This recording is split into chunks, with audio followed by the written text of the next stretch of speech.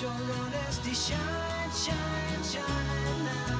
Lord, Lord, Lord, Lord, like it shines on me.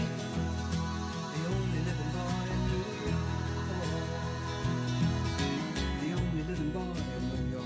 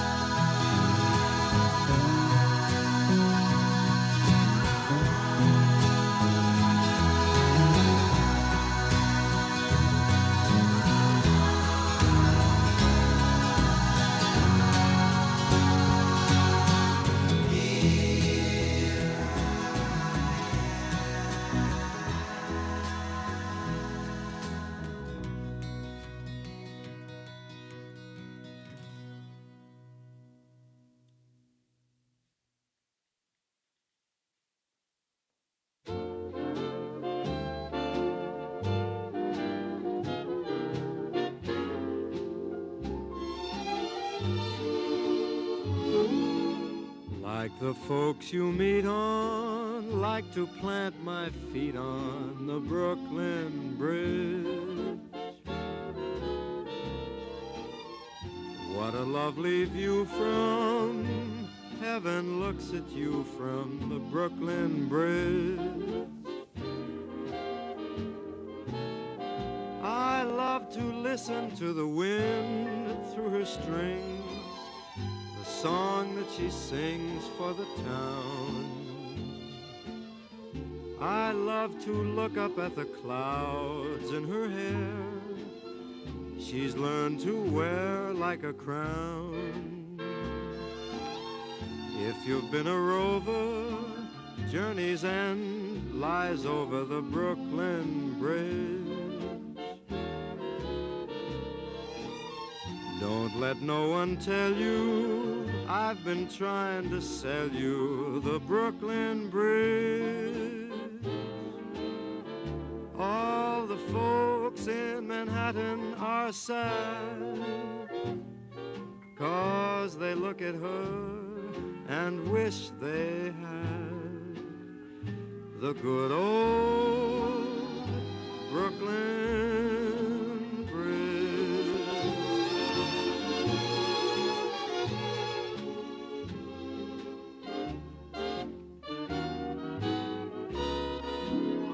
If you've been a rover, journey's end lies over the Brooklyn Bridge. Don't let no one tell you that I've been trying to sell you the Brooklyn Bridge. You'll miss her most when you roam, 'cause you'll think of her and think of home, the good old Brooklyn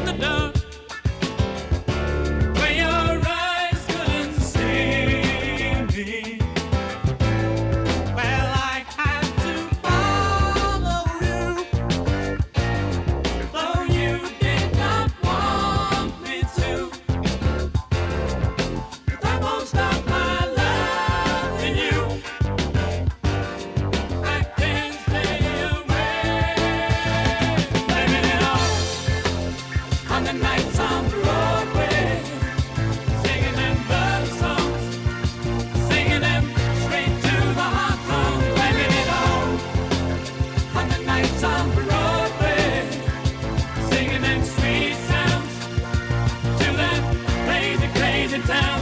Now in my place, there are so many others standing in the line. How long will it stand between us? Well, I had to follow you, though you did not want me to. But that won't stop my love for you. I can't stay away. Blaming it all on the nights on Broadway, singing them love songs, singing them straight to the heart song, blaming it all on the nights on Broadway, singing them sweet sounds to that crazy, crazy town.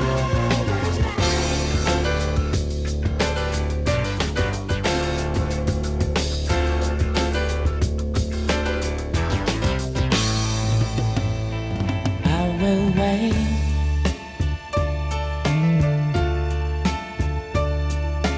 even if it takes forever. I will wait,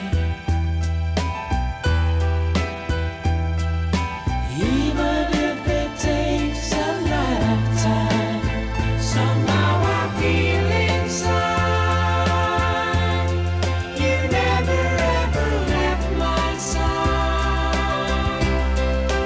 Make it like it was before. Even if it takes a lifetime.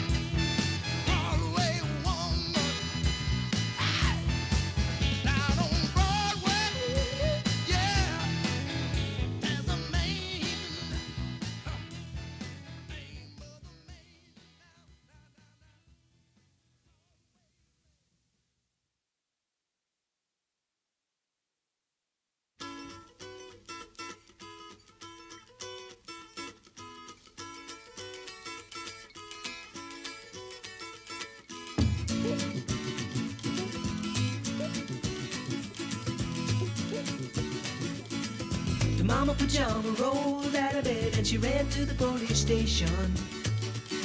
When the papa found out, he began to shout and he started the investigation.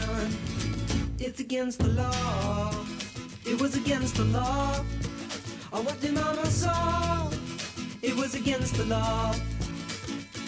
The mama looked down and spit on the ground every time my name gets mentioned. The papa said, oh, if I get that boy, I'm gonna stick him in the house of detention. Well, I'm on my way. I don't know where I'm going. I'm on my way. I'm taking my time, but I don't know where. Goodbye to Rose, the queen of Corona. See me and Julio down by the schoolyard. See me and Julio down by the schoolyard.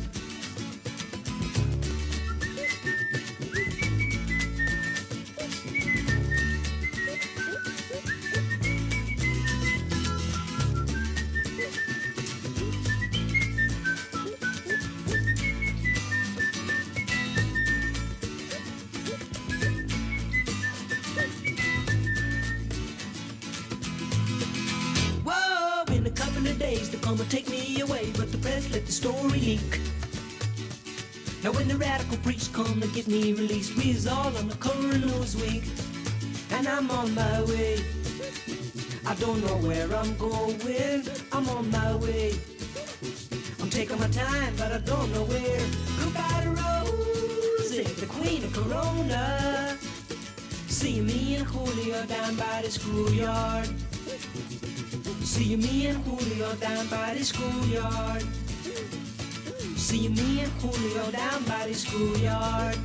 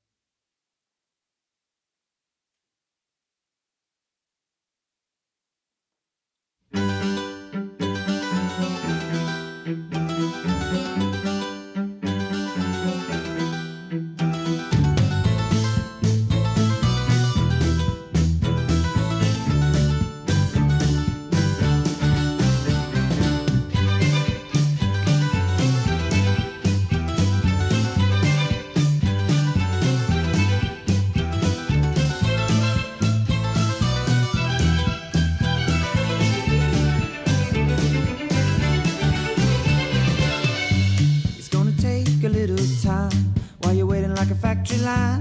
I'll ride across the park, backseat on the 79. Wasted days you've come to pass.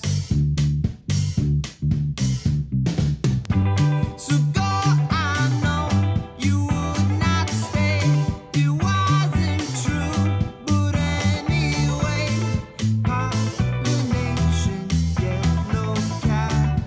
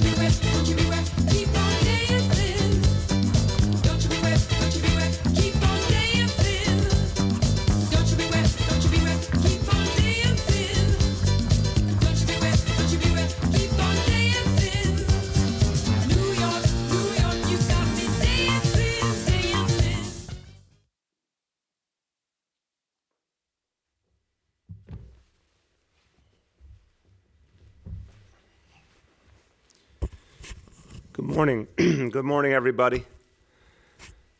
So everyone I talk to, New Yorkers of all walks of life, wherever I go, everyone has the same exact feeling.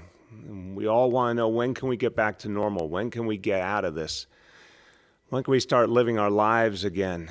I think it's amazing how much people have, in the midst of this crisis, figure out all sorts of new ways to keep going, all sorts of new ways to keep connected to their loved ones, their friends, all sorts of new ways to entertain their kids and teach their kids.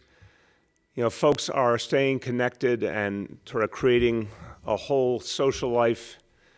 Even if it's virtual, people are doing amazing things to, keep that sense of community, keep that sense of heart and soul of this city alive, even through this crisis. And it is a beautiful thing. It's a horrible backdrop. None of us wants to be in this, but what's beautiful is the way New Yorkers have responded.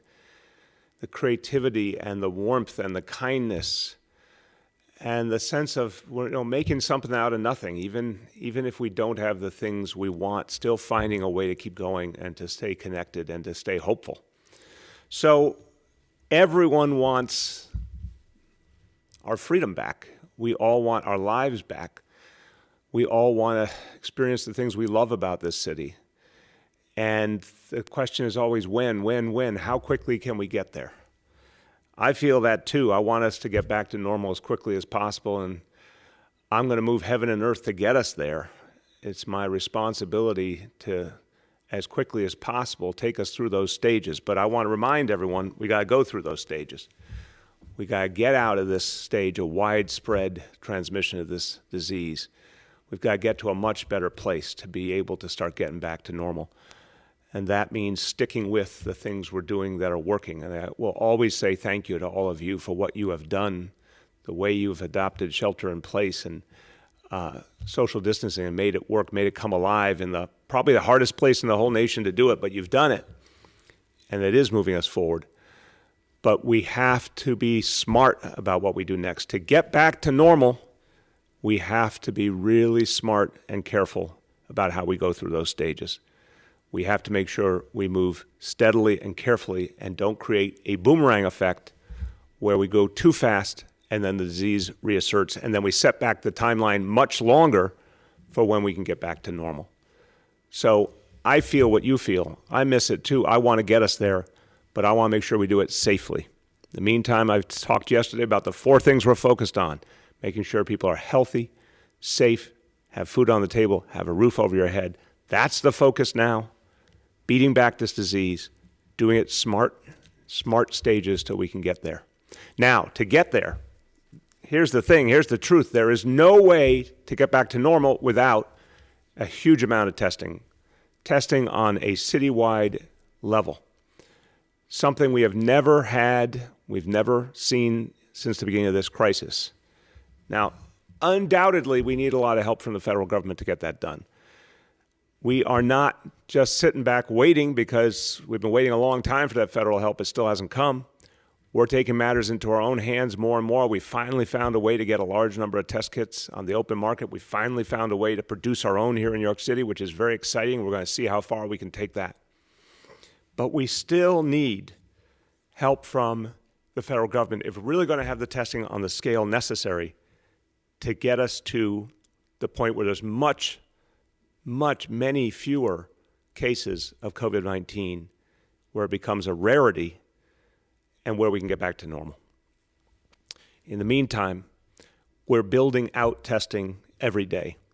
As we're finding a way to get more kits in for testing, we are building out testing every day. And what I announced earlier in the week, I want to give you some important updates on how community-based testing is going to grow over the next few days, going into next week.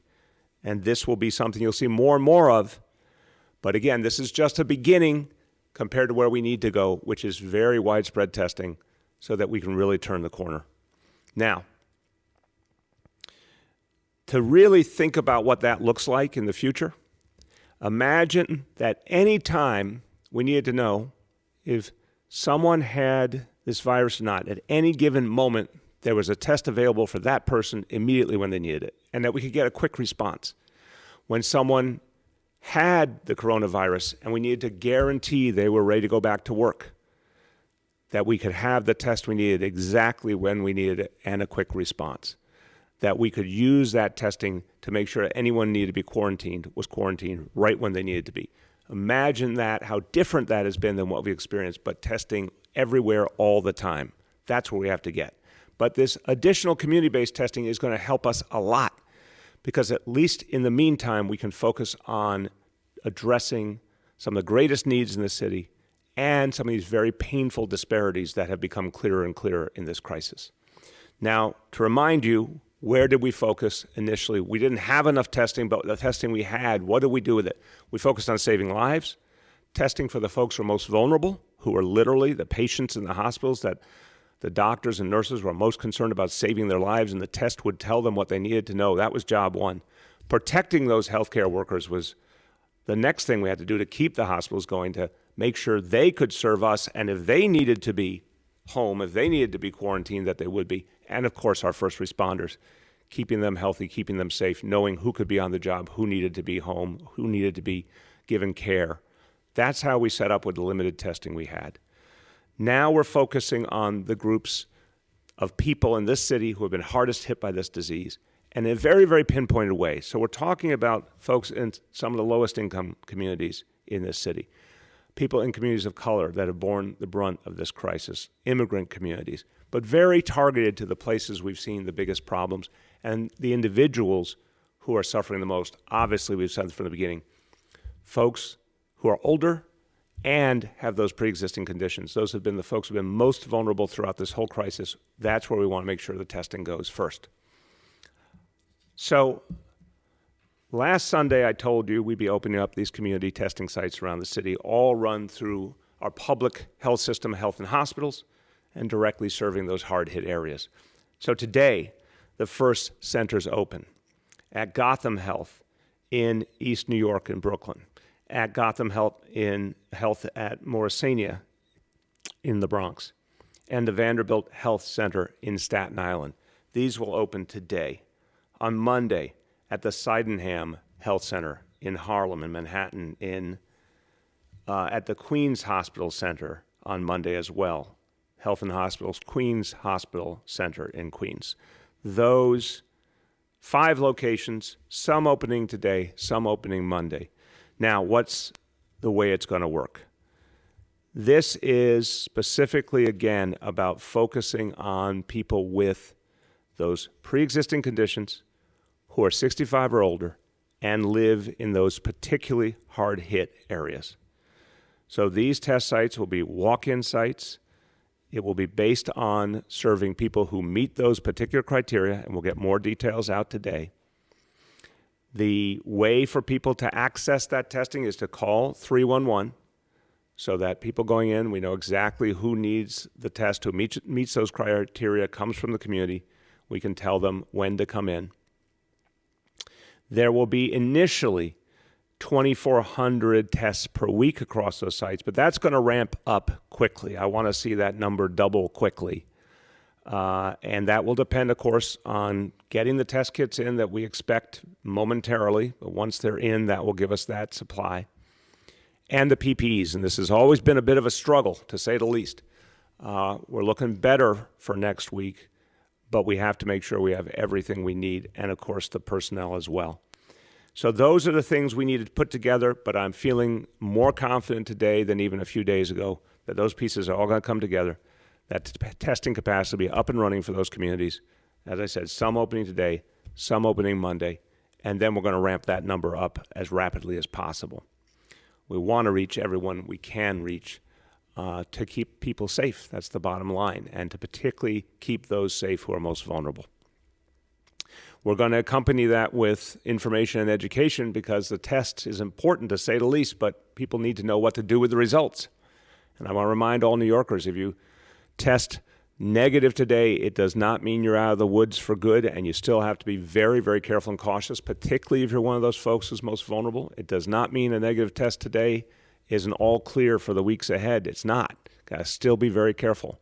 Still take those precautions. positive test tells us something, of course, very important.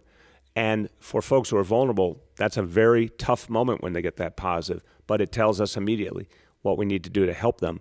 It also confirms how important it is for anyone who tests positive to isolate from the people in their life and in their household to the maximum extent possible. Now, some households can do that more easily than others, depending on how your apartment or your home is laid out.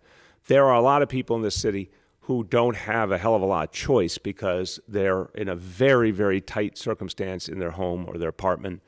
Some families doubled up, tripled up, particularly for folks who can't socially isolate at home properly, especially if they're symptomatic or even more so if they have a positive test. We want to make sure there's alternatives available. So I announced yesterday, again, 11,000 hotel rooms coming online immediately to help folks who need to be quarantined. This is all moving quickly. So anyone who needs that quarantine, who's in a situation where they can't properly socially distance from the people around them, again, they're symptomatic or they have a test positive, if they want to be in one of the hotel rooms, it will be provided to them for free. So that's available now. We'll be acting on that immediately, and it will fit directly with this community-based testing. Okay, so that's one important piece. We also have to keep our focus always on our healthcare heroes. And they already are a priority for testing for sure, but we want to keep deepening those efforts. So we are partnering with a private healthcare organization, One Medical, and with a labor union, 1199 SEIU, that represents so many healthcare workers. And together we'll be opening 5 new test sites beyond the ones I mentioned previously, 5 additional test sites, 1 per borough. Brooklyn and Queens will open now. Staten Island, the Bronx, and Manhattan will be open on Monday. So these sites will be up and running quickly. Their testing capacity will be about 3,500 per week. And again, this is one where we're going to be really clear about eligibility. The frontline healthcare workers who are members of 1199 SEIU will have the opportunity to go there. Essential workers, including employees of adult care facilities and employees who care for people with disabilities, this will be sites where they can get tested. And these people do such important work. I want to say to everyone who's in those adult care facilities, everyone who's caring for people with disabilities right now, again, you are among the unsung heroes of this crisis. It has not been easy for you. You deserve the praise and appreciation, and you deserve the opportunity to get the protection you need and the testing you need, and this will be part of how that happens. And then beyond that, these sites will be open to New York City residents in each borough, 65 years old or older with pre-existing conditions. So sticking to that notion of the focus on folks who are older and have pre-existing conditions. So thank you to 1199 SEIU. Thank you to One Medical for this great effort. We're happy to partner with you, and that will expand capacity greatly. Anyone who needs to schedule an appointment and fits those criteria, you can call 1-888-1-MED-1. So it's 1-888-1-MED-1. It's ONEMED number 1. Or go to onemedical.com and use the code NYCCARE30. So between those two efforts, 10 new community-based testing sites in the places that need it most, scaling up fast. But again, this is a small beginning of where example where we really need to go, which is truly widespread testing so we can get out of this phase and move forward. Now, talking about getting out of this phase, it's important to recognize it's not going to happen overnight. It's going to be a long fight. But if we get it right, we will thank ourselves. If we get it right the first time, months from now, we'll look back and say, thank God we did that. One chance to get it right. That is what I believe is true for New York City. And this is a conversation I had with the President of the United States. I said, there's one chance to get the restart right. If you rush it, if you ignore the warning signs, if you minimize the dangers, you're going to end up with a boomerang effect. And that's the last thing we want to see. So we're going to do this step by step, be smart about it. And we understand it's going to take a while. We understand it won't be pleasant. No one wants to go through this. but we are going to appreciate it because we're going to get it right. We're going to appreciate it when we're down the line a few months and we actually are able to steadily move towards normal and not see that boomerang effect. And so we got to be smart about what to prioritize. I told you over and over, safety, health, food on the table, roof over your head, those are our core priorities.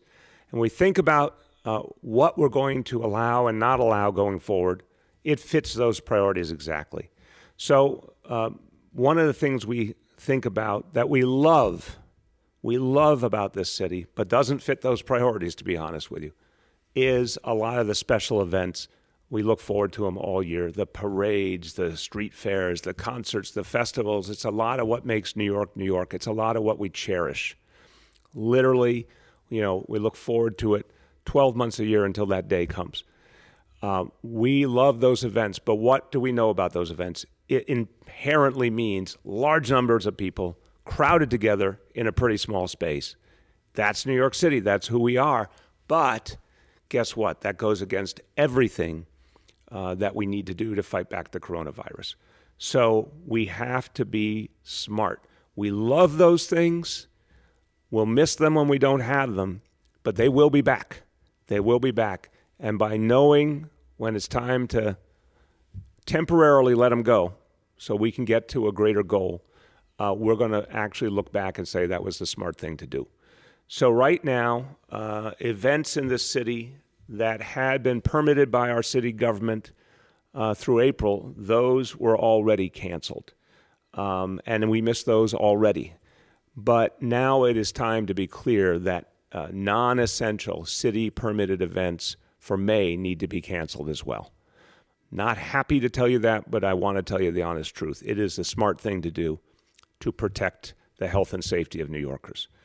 I don't think many of you watching right now are particularly surprised by this concept, but I think it's important to say it out loud and lock it in so people know what's really going on and so people can plan, including these people who put together these amazing events, and we really honor them. We appreciate them. They do something so special for New York City every single year. They deserve some certainty too. So things like the Brooklyn Half Marathon, things like Summer Stage in Central Park, things that were going to be happening in May or starting in May, we are making clear we're not issuing any permits for the month of May. We're canceling those events. Now, I want to be clear, these kind of permits are for special events, community events, cultural events. This does not mean permits necessary for any kind of medical site. Those, of course, will continue to be approved. For hygiene stations, those will continue to be approved. And for anything related to food, one of those 4 basics we're focused on. Farmers markets, meal preparation, meal delivery, any sites needed for that will, of course, be permitted. And the same goes, as I said, medical sites, those field hospitals, all that, of course. Now, June will be here soon. And again, June is when we start to really feel the summer and even want those big, wonderful events more. But we got a lot we got to get done to be safe for June. We are far from out of the woods. So we're talking to the people who organize those big June events. A lot of really, really major events in June that we cherish. But we're talking to the people who really have the most important ownership stake in those events, the folks who organize them, put them together each year. A lot of them spend the whole year planning them. We're talking to them now. This is an important decision to make, whether it really makes sense to have those giant gatherings, and some of them are huge in June, whether it makes sense to have them or not. We'll talk it through with the organizers. I'll come back soon with an update for all of you. But this is an area, again, if we have to make particular sacrifices, I think those huge gatherings, which run so much risk for the health and safety of New Yorkers, those are things we're going to have set a real high bar on whether we want to continue that in the short term, because job one is to get out of this crisis and move us forward. Now I want to talk about another thing that we need to do to get us out of the worst of this crisis, and it gets back to what New Yorkers have done so well. You have been absolute heroes at social distancing, at putting on those face coverings, the shelter in place, staying at home. People have been amazing. You all have to learn how to do it in a few weeks. It goes against everything we're used to, but you've done it. Now, One of the things that I've emphasized is to keep us all moving forward. We got to keep doing that, and we need enforcement sometimes to make sure that everyone understands. And NYPD, FDNY, Parks Department, Sheriff's Office, Buildings Department, many, many agencies have participated. They've done a great job. Part of why they've been able to identify and act on any problem, some group of people's gathering on a street or in a park, there's a overcrowded subway train, there's a grocery store or a supermarket that has a line that's not socially distanced. We've seen these problems. Part of why we've seen a fast response by enforcement agency is that people have been calling 311. And we need that. We need those calls to 311 to target where a problem is so we can get enforcement out immediately, solve the problem, save lives, protect lives. Okay. That depends, of course, on the 311 system functioning well. And historically, it's functioned very well. It's actually a great part of New York City, something that actually has worked for so many New Yorkers to have that place to turn 24/7 and get real answers and guidance. But there are problems that have emerged in the 311 system, and I have been asking my team over the last weeks to do more and more quality control to check, because it seemed quite evident that we were depending on 311 more and more, and we had to make sure it was working for everyone. And I want to just take this opportunity to thank everyone at 311, those folks who every day answer your questions and follow up on your needs and connect you to the right people. They are doing incredible work. I visited with them a few weeks ago. Thank you to everyone who works at 311. We need you more than ever. That is the obvious truth.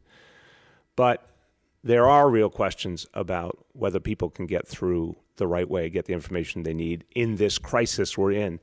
So I want to thank one of our journalists in this city, who's a veteran journalist, done great work for years, Juliet Papa of 1010 Wins, who raised the question to me yesterday at my press conference.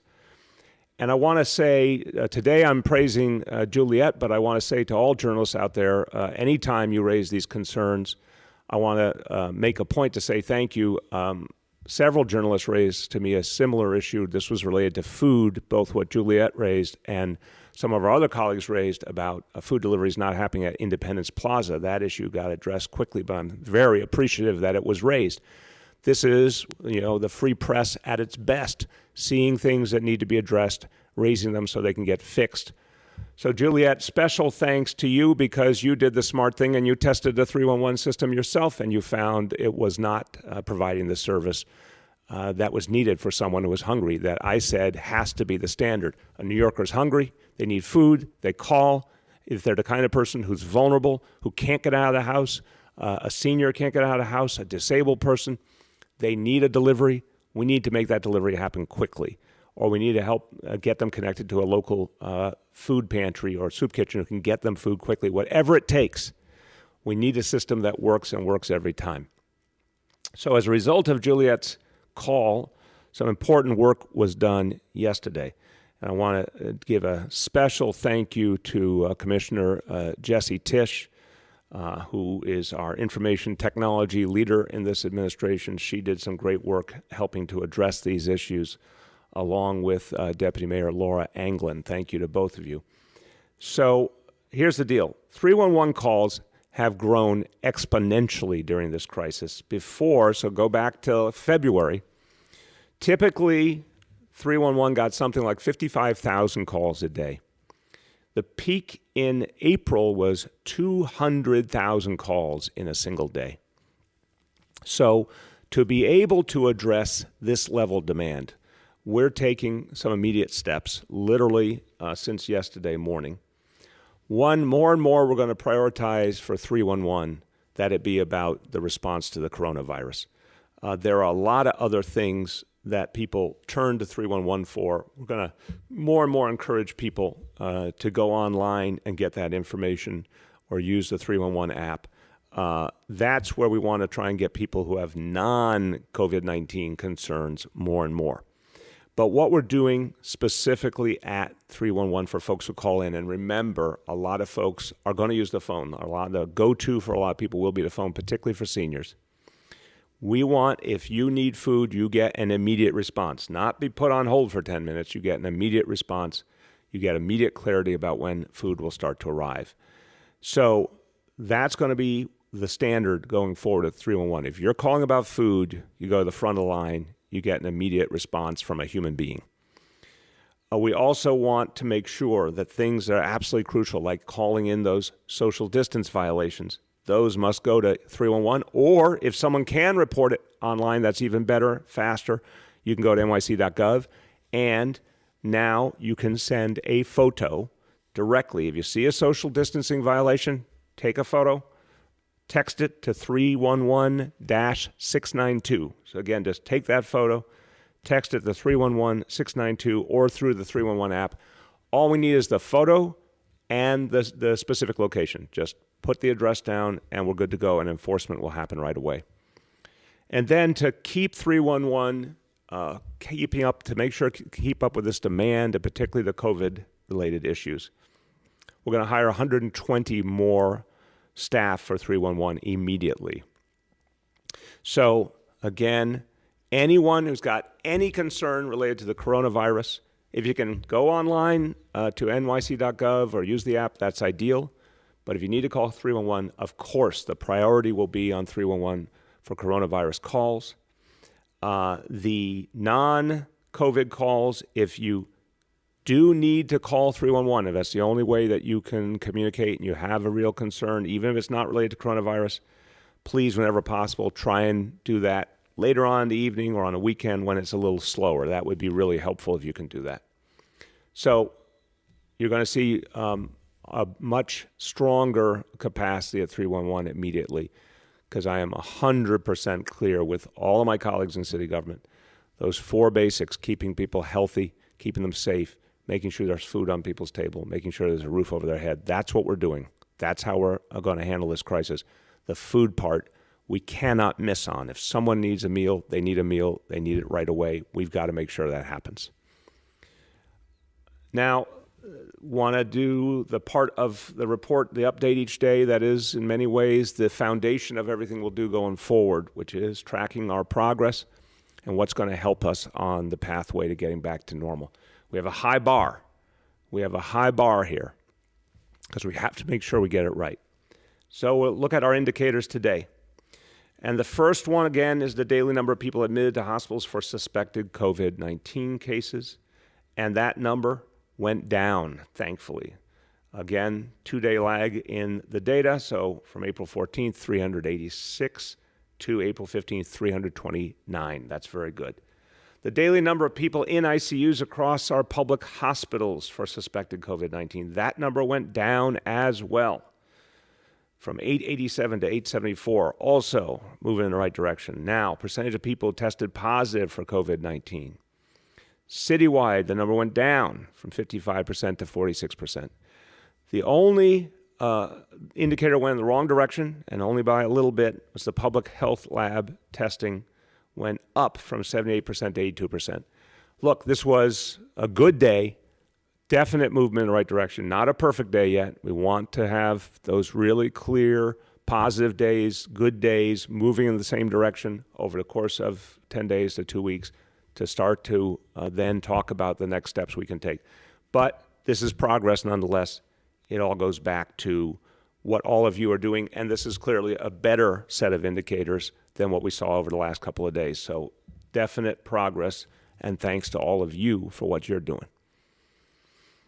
Okay, speaking of thanks, I want to thank some people who have really stepped up for us. And the big story here is what New Yorkers have done for each other and the heroism of New Yorkers and the ingenuity of New Yorkers. But we also want to thank everyone who's come forward to help us. And a lot of great examples today helping our healthcare workers in particular. I want to thank Delta Airlines and Southwest Airlines that are providing free flights to get doctors and nurses and healthcare workers here to serve us. That we appreciate that deeply, and previously have thanked United and JetBlue. Really thank the airlines for stepping up to help make sure we have the healthcare personnel we need. To Harry's, which specializes in men's grooming. I want to thank them because we all know so many of our medical personnel barely have had any time to take care of themselves in the middle of this fight. Harry's donated $500,000 worth of razors and lotions to health and hospitals, healthcare workers. Thank you. Very much appreciated. Target. just gave $50,000 to our Fund for Public Health. Thank you. Peloton, 90,000 N95 masks. This is fantastic. This is really one of the personal protective equipment that we need the most. So the N95 mask, particularly appreciated. Thank you to Peloton. AmeriCares has sent us 300,000 pieces of PPE equipment. That includes masks, gloves, eyewear. Very, very much appreciated. Thank you, AmeriCares.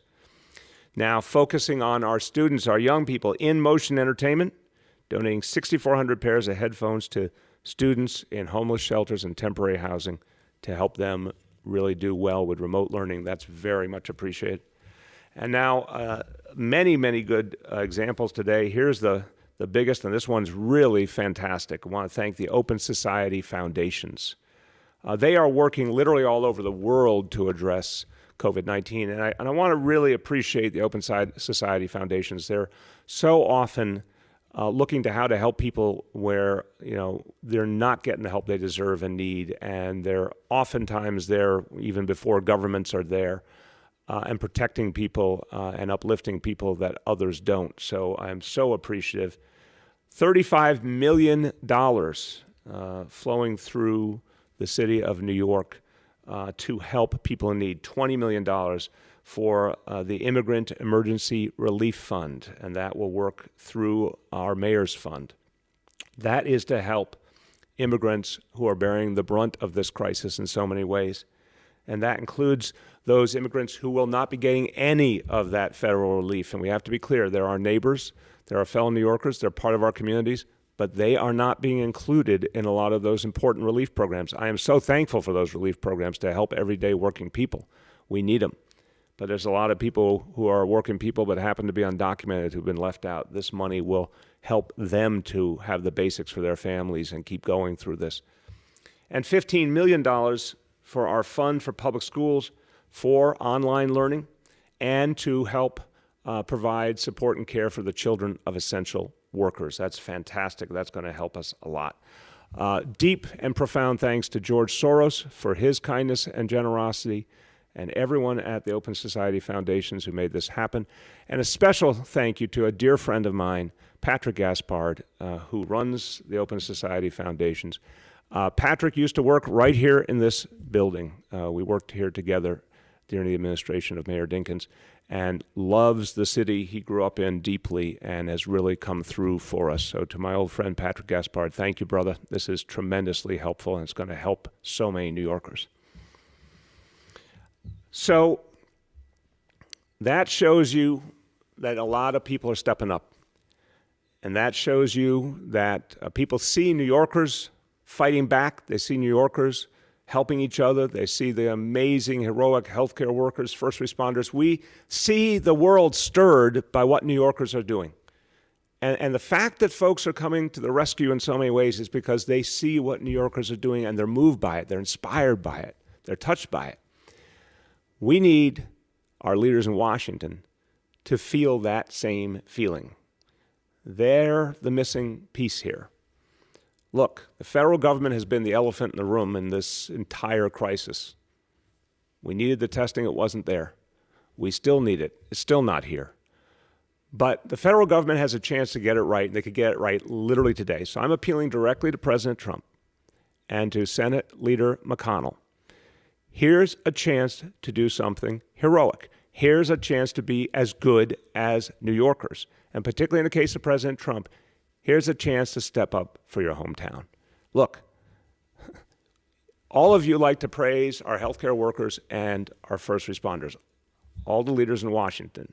But President Trump, Leader McConnell, don't just praise our healthcare workers. Don't just praise our first responders. Actually help them.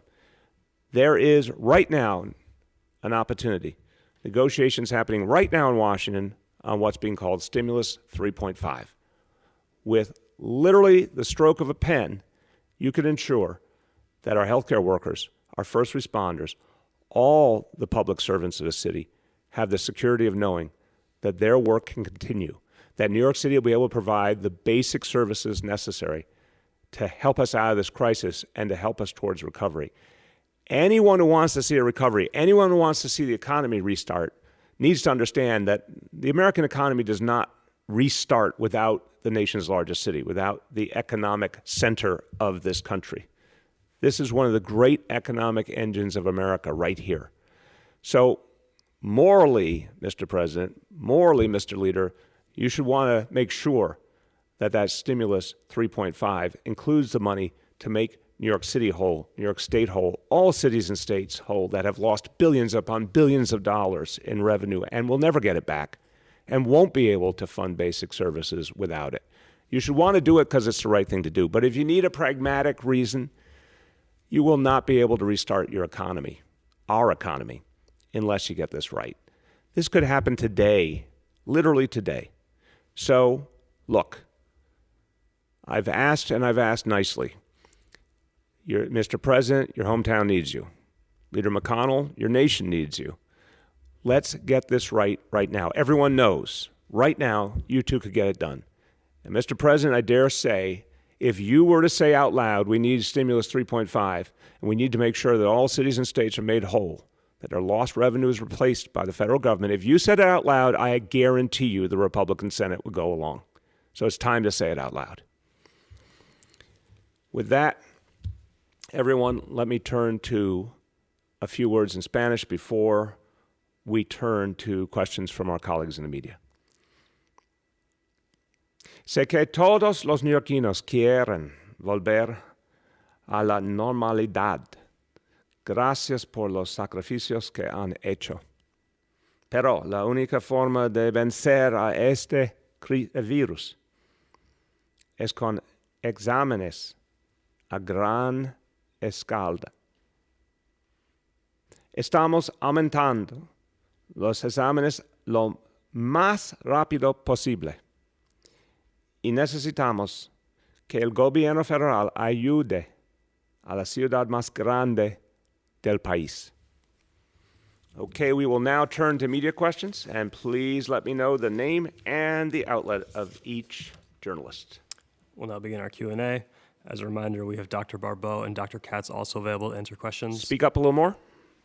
The first question will go to Andrew from NBC. Hi, Mayor, can you hear me? Yes, Andrew, how you doing? Good, thanks. I hope you're doing well. A question is about the June events and the discussion you're now having with the organizers. Based on what you said yesterday, which is that you cannot envision a scenario where the beaches could be open this summer with groups of people, what is the discussion even about with these June organizers? Is there any scenario, for example, where the Pride Parade takes place? It's a great question, Andrew. Look, and again, I'm the first to say, it's important to frame this, none of us knows yet the future of what's going to happen with the coronavirus, because Lord knows the coronavirus has thrown us a curveball more than once, and there's still no one on earth who fully understands this disease. What I said about the beaches was, we can't give you a plan to open the beaches because we don't know what's going to happen going forward. I would love it if we had sustained good news and progress and we could drive down those cases to such a small number that then the day could come where we could open the beaches. That would be amazing. But I'm trying to be honest with New Yorkers that I can't see that yet because we don't have the facts to back it up. As you just saw, we did the indicators for today. They were better, but they're still not even beginning to be what we need them to be. So when it comes to the events, again, we're doing them step by step. Now we're in the second half of April. There's time to make sense of things. But I think your underlying point is fair. Can I envision as early as June mass gatherings like some of these huge events? They're beautiful events, but they're really mass gatherings. Hundreds of thousands of people, in some cases more than 1 million. I can't see it, but I want to talk to the event organizers. I want my team to talk to them. I want to see what they're feeling. Look, I suspect a lot of them, from what I've heard so far, they don't feel confident that they can do the events properly. They don't feel confident that they could keep them safe. So I want to hear what they want to do, and I suspect some of them are going to say, hey, we just don't feel good about it, and we would prefer to have certainty. But we want to have that conversation because these, again, are truly huge, important events. We'll do that quickly, and we'll have the announcement quickly because we want to give people a clear picture going forward.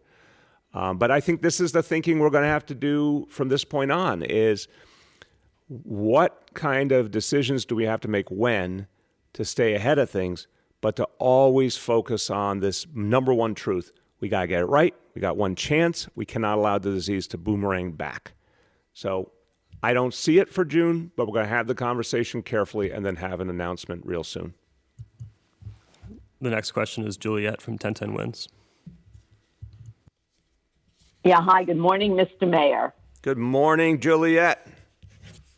Yes, and thank you for your very kind words and your response. We're all out here trying to help. I followed up, as you asked, and I have a two-part question. I made the second call this morning to 311, and this is after WINS received many emails and tweets regarding, various problems with the food distribution system. So I am glad that is being addressed, as you said. So the call went much better today. I was directed to a food specialist who could register me, provide an interpreter, and directed me to food pantry locations. All well done, and I was on hold for like a minute. We did have some emails yesterday involving language barriers, however. A Mexican family in the South Bronx had a language issue trying to get through on 311. And another pointed out that the Arthur Cunningham School in Brooklyn is listed as a free meal location, but that its doors were closed and that there was no personnel there April 6th and April 8th. So I guess I'm asking, how will you be addressing that? What's online in coordination with what's out there on the street? Juliet, I give you points for persistence. I'm very much appreciative because this is exactly what helps us, honestly. I keep telling everyone on my team, and they're all working through this crisis, literally every day, 12, 14, 15 hours a day, nonstop since the beginning. So people are doing their damnedest, but I keep saying quality control. Think from the perspective of everyday New Yorkers trying to get access to this. So I, again, appreciate what you're doing to make sure that things are really what they're supposed to be. And I'm the first to say in a crisis, it's understandable sometimes things are not what they're supposed to be because just there's so much going on, some signals get missed. But that's not acceptable to me. I understand it, but it doesn't make it any better. So the school you mentioned, we're going to follow up on that immediately. That's unacceptable entirely because we need people to go to those free meal locations and have total confidence that the meals will be there when they're supposed to be. If not, a family could go hungry. That's unacceptable. So we'll follow up on this immediately to understand what happened to that location and fix it. The translation is supposed to be available instantaneously. So again, that's another issue we'll address. If that isn't, there's something profoundly wrong because that way before the crisis, that was supposed to be available for anyone and everyone who asked for it or obviously needs it. We'll fix that immediately. That should be easy to fix. But I'm glad you were only on hold for a minute. I don't even want you to be on hold for a minute, is the truth. I'm going to keep pushing people that sometimes I get it. If just a whole lot of people called in simultaneously, just dumb luck, I get it. Sometimes someone might have to be on hold even for a very, very brief period of time. But my goal is to not even have that. And I'll tell you why, Juliet, because I'm particularly concerned about a senior or someone vulnerable who is feeling worried, who's anxious, who doesn't literally know where their meals are going to be coming from, and many of whom are not going to be confident when they're making that call. I wish they would assume that everyone's going to care and be there for them, but a lot of people, understandably, feel a little hopeless or feel like they're not being seen and heard. I don't want anyone to ever feel that. So if someone calls, I want them to know immediately they're getting help. So I'm glad you had a better experience today. I want to make it better than that even. But we will follow up for sure on these particular missteps and get them fixed. And again, thank you to you and to all your colleagues in the media. I will always endeavor in this crisis to say thank you when you point out these things to us because I'm telling everyone we need quality control, and I know people are trying to do it, but we're going to need even more, and you guys are helping us to do that. So anytime you help me do this work better, I will make sure to thank you. Next is Henry from Bloomberg. Hello, Mr. Mayor. My question has to do with the focus on low-income neighborhoods for testing. I'm interested, first of all, how soon the test results will come, but mainly I'm trying to figure out what's the rationale for focusing on a few neighborhoods other than to demonstrate that your administration cares about them. I mean, I don't see, you yourself said you test negative one day, you can test positive the next day, and we're a city in which, as you know, is a mosaic in which people are traveling around the entire city. So I'm not sure I understand exactly why a resident of the Upper East Side or Upper West Side or Dumbo isn't as important to the city in terms of testing as these neighborhoods are. Now, Henry, respectfully, I know it's an honest question. I appreciate that you often ask very thoughtful questions, but this one I'm just going to contest. It's not about whether people are important. Now, everyone's important. Every New Yorker we're here to serve, and everything we're doing is for 8.6 million people. This is about sharp, clear disparities that are becoming clear all the time that align immediately to things that we know that are facts. We know more and more not only what general kinds of communities are bearing the brunt, but specific neighborhoods that are bearing the brunt. We know the kind of people, the kind of individuals who are most vulnerable are folks who are older, have pre-existing conditions, and in so many of those neighborhoods, lower incomes, less access to health care for a long time, particularly vulnerable people. That's what we've been seeing with all the data that's coming out. By getting to people quickly, as often as we can, with the limited testing we have now, but again, something I expect to grow greatly over time, we're going to be able to protect people. If someone is infected, we have a greater chance of protecting them if we know that. If they're not, that's good news, but we're going to keep educating people to never get overconfident about it. It is not perfect. Perfect would have been 100% widespread testing from day one, but it will help in a targeted fashion. And what we're talking about here, 6,000 tests a week to begin between the two initiatives, that's going to ramp up greatly. If you're one of those 6,000 individuals who's vulnerable and you're getting the testing, it's very important to you. And we're going to keep getting it to more and more people over time. So no, it is not a statement of anything but focusing on the people whose lives are in greatest danger. And that's what we'll continue to do. Next, we have Anna from the Daily News. Hi, Mr. Mayor. I wanted to see if you had any response to some council legislation that Corey Johnson is introducing next week that would require the city to close streets to cars. They say up to 75 miles is the goal. I wanted to see if that's something that you would be willing to work with them on, and if you could talk about it in context of a lot of the stuff happening in summer that is going to be canceled or potentially canceled, like pool hours and beaches. So maybe streets would be an alternative for kids to just get some air.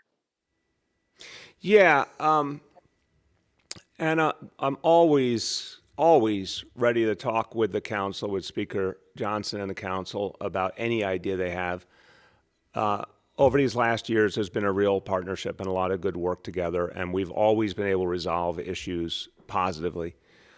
On this particular issue, the important point for me is safety, health. Like, that's what it comes down to, the safety issue, the health issue.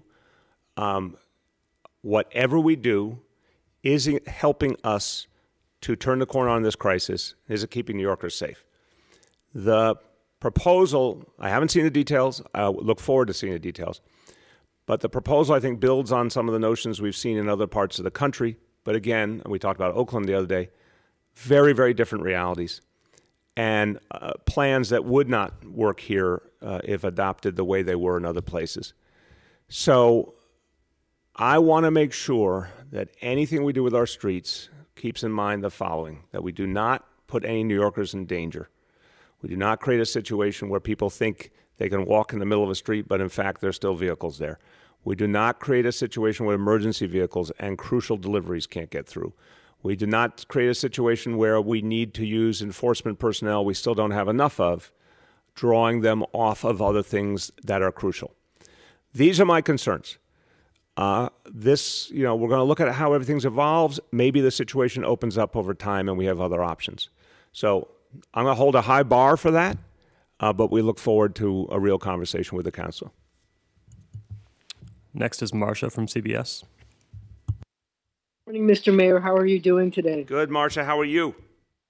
Good. I actually have a follow-up question about summer. I'm wondering, given the fact that we often have a lot of hot days, heat waves, 100-degree days in New York City, I wonder if you're working on a plan or you're going to work on a plan to what you will do in terms of, opening up streets, opening up parks, allowing cooling centers to open, because people have right now there's no pools, there's no beaches, you've canceled a lot of public events. People are going to want to leave their hot apartments. What will they do? Will you need to have the NYPD do special enforcement? And also, if somebody were to give you $12 million to open the pools like a private donor, would you accept that as a possible solution, especially in these hot days when probably tempers are going to flare. People are going to want to go out and get out of their hot apartments. What's the city going to do? Excellent questions. So, okay, thank God it is April 17th, so we have some time to plan. But this is exactly the kind of thing we're going to be going into planning mode on now. Your first question, absolutely crucial. While we're dealing with one crisis, one problem, we can't take our eye off of other problems. So today, we're not dealing with heat waves, but we sure did last summer, so we should be ready. When you think about June, July, August, that's when we have to be ready for, and I think you're exactly right. If we don't have some of the options we're used to having for providing cooling, what do you do?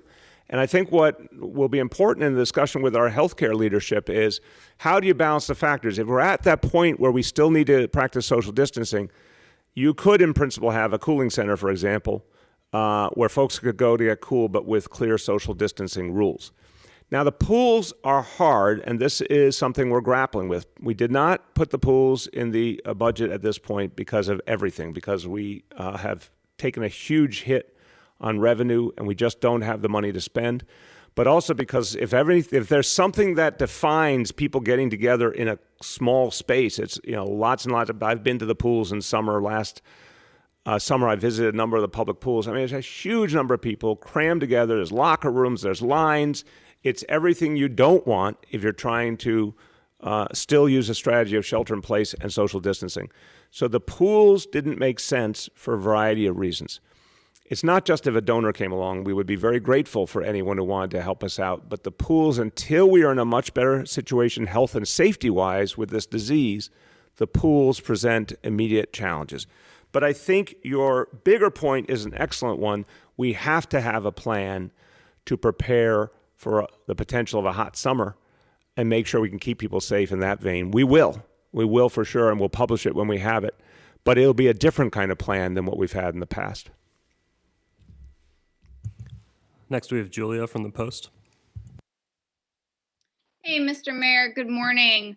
I'm wondering if you can tell us where do you see the city coming in on the reopening scale for President Trump's plan? He listed June, July, August, September. Where are we at?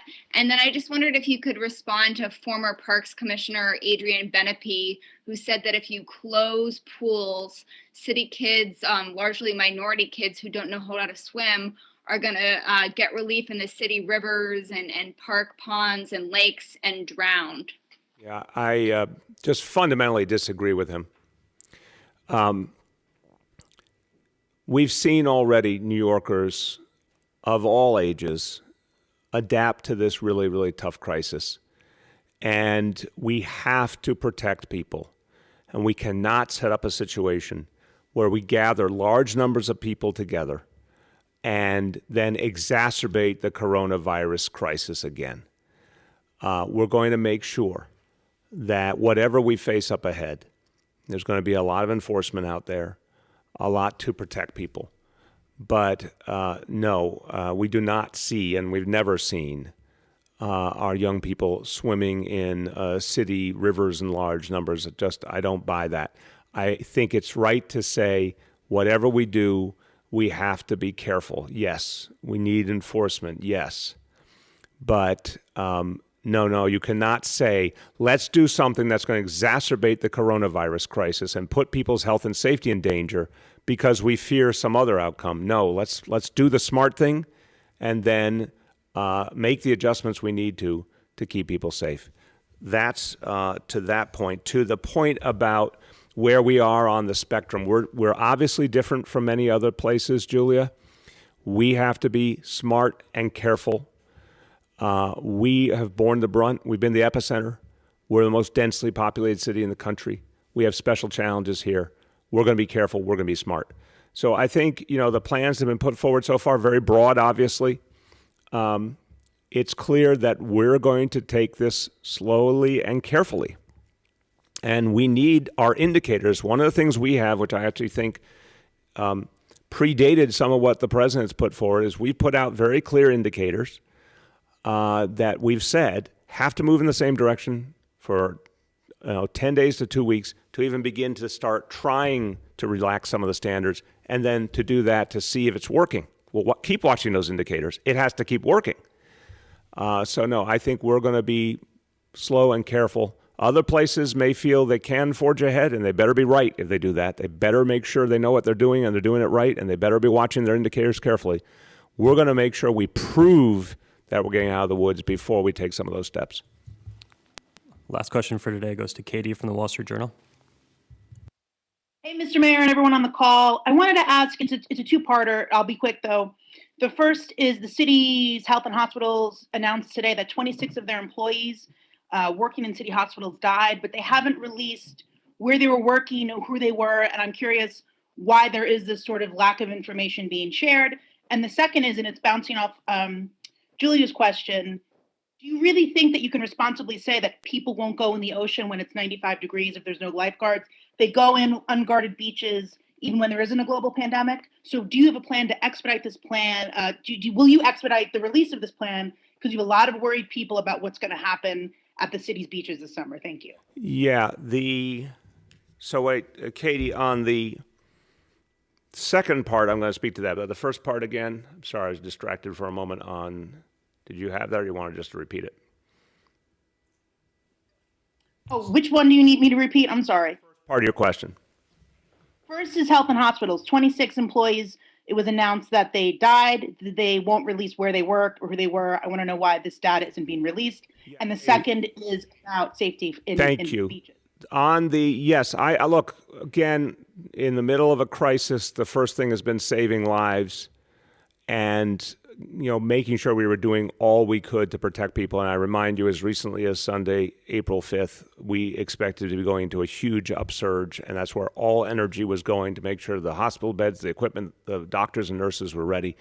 In the last days, we've had a chance to have a little bit of a relief and do more work on things like giving updates about specific things that have happened and where they've happened, and that's important. So yes, I agree with you. We need to keep getting out more and more information. I'll talk to health and hospitals and certainly let them know it's important to put out the details. We'll do that. The question of the beaches, I want you to separate the point that was made about the rivers versus the beaches. My point was we have not seen over the years, I've been watching for a long time, we have not seen large numbers of city kids swimming in our rivers in generations. So that was my point. I do not believe that is going to happen. If we saw anything like that, we would create the enforcement to deal with it. I think your point about beaches is a very different point. I understand that there'll be a temptation, and we have to guard against it, and that's going to be a lot of enforcement. The beaches are there, but they are a finite area. We can put out a lot of enforcement to protect against it.